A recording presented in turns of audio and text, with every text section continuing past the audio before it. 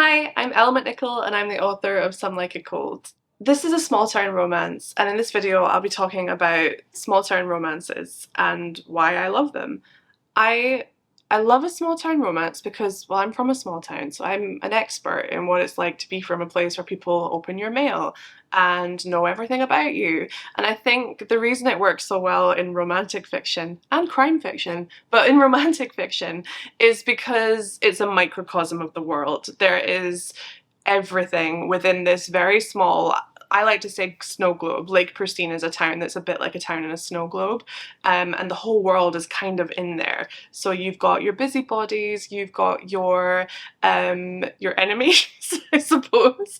You've got your family, the people on your side, you've got your community, you've got the people who are absolutely not your community. Everything in the world can be contained in a small town. And also, and this might be lazy, but as a romance writer, you do need, especially if you're writing characters like Arthur and Jasper who don't like each other for a good sort of first part of the book, you do need people who don't like each other to bump into each other a lot, which is difficult to do in a large bustling city, but in a small town you cannot go 3 streets without seeing someone you know. So it actually really helps as a romance writer to have people continually in each other's space. The forced proximity makes writing romance a lot easier. I think audiences respond really well to the small town trope, possibly because, like me, they're from one, but also it's now the autumn, the leaves are falling and getting crunchy, we're all kind of, I say all, I don't want to presume, but I and a lot of people are back in our Gilmore Girls cycle. I say that, I'm constantly on a Gilmore Girls cycle, but it's very seasonal right now, and I think Gilmore Girls is one of the things I really think inspired this book. Stars Hollow and Lake Pristine are two towns that I think are very, very similar. They've got their eccentric characters, they've got their town meetings, they've got their dance studio, all of the things that I grew up with as well in my small town. These things are actually quite universal. They're not just, they don't just exist in fiction. And I think people love them because they can have their own little idealized version of home, and they can explore a love story within that home. And I cut out all the not glamorous parts about living in a small town.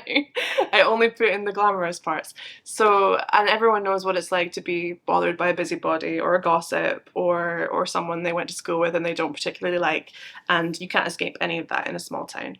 So when I was writing Some Like It Cold, I had to think about Lake Pristine, which is the fictional small town in the book, and I thought about all the things that I want in my fictional small town. And I was really specific not to say where Lake Pristine is. You can't quite tell where in the world this town is, and hopefully that means wherever you're reading the story, you can maybe feel like it's a little bit like yours. We know it is somewhere where it snows. I knew I wanted it to be somewhere where lots of snow fell. It has an actual lake in Lake Pristine, which is sort of inspired by Loch Garry and Lake Louise and these beautiful places. And I knew that there needed to be a ballet studio because that's where Jasper works and that's what her mum's the owner of that studio. I knew there had to be a cinema because Arthur runs a cinema and he's playing all of these amazing old classical movies which Jasper just happens to love, and it seems to be a coincidence that all of her favourite films are on at his cinema. There has to be a fancy part of town and a not so fancy part of town because the story explores kind of having and having not, and there has to be a big beautiful kind of bandstand, which is where one of the climactic scenes happens in the book. So those were some of the things I knew Lake Pristine had to have for Some Like It Cold. In writing Some Like It Cold, I had to think about using the small town setting to bring out all aspects of the story, and in some ways Jasper is an autistic 18-year-old, and being 18 is hard enough.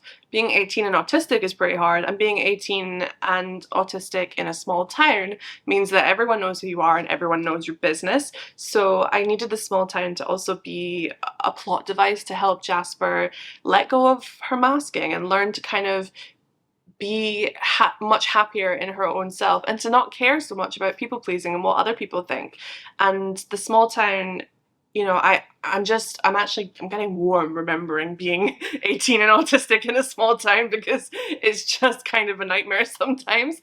And you can't escape the people at school that didn't like you. You can't escape the people that are jealous of you. You can't escape the people that don't think that you're their kind of person, and all of that is sort of present in this lovely, cozy, picturesque small town, as much as all of the people who think that Jasper is the most wonderful thing in the whole world. So that was a big part of a small town setting as well, was bringing out all of those tensions and all of those relationships. I think my love for small town romance definitely started with Gilmore Girls, and then I actually remember there was a series called the Sea Haven Sisters, or the Drake Sisters, by Christine Feehan. These are old stories now, but it was about 7 sisters who were magical and they all lived in a very small town by the sea. It was very kind of practical magic, charmed, that kind of stuff. That was what I read as a teenager that really turned me on to small town romance. But recently, B.K. Borison and the Lovelight series, the Lovelight Farm series, I love their books, and I really hope that Some Like It Cold will be a great addition to the small town romance novels in young adult romance, and I really hope that you can pick up a copy today and enjoy.